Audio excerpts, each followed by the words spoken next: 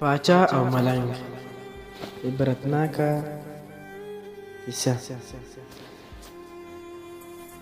یوه ورځ پاچا د ښار په یوه هدیره کې یو ملنګ ولیده چې اخته دی او د خپل رب جل جلاله وروسته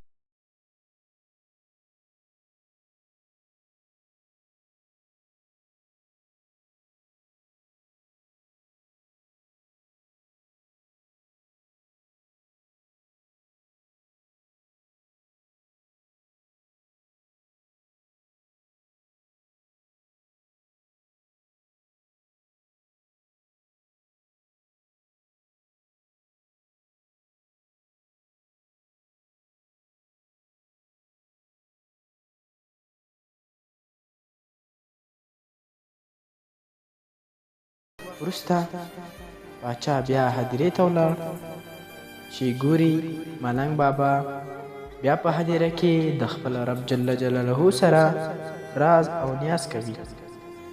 پوښتنه یې ځینې وکړه، ملنګ بابا دلته څه کوي؟ ملنګ جواب ورکړ، د خپل رب او د بندګانو ترمنځ بیا روغه جوړه کوم. پاچا نو څه حالت او کیفیت دی؟ ملنګ جواب ورکړ، دلته یې بندگان مني ولی الله جل جلاله یې نه مني. یعنی هلته چې کوم خلق ژوندي وو د خدای نه بیریدل، د ګناهونو بخښنه یې نه غوښتله، صدقه یې نه ورکوله، توبه یې نه ایستله، هلته رب منله. اوس دلته دوی ډېرې چغې وهي چې رب موږ بیرته دنیا ته ولیږي، موږ صدقه ورکوو، نیک عملونه کوو، خو اوس یې ورسره رب العالمین نه مني.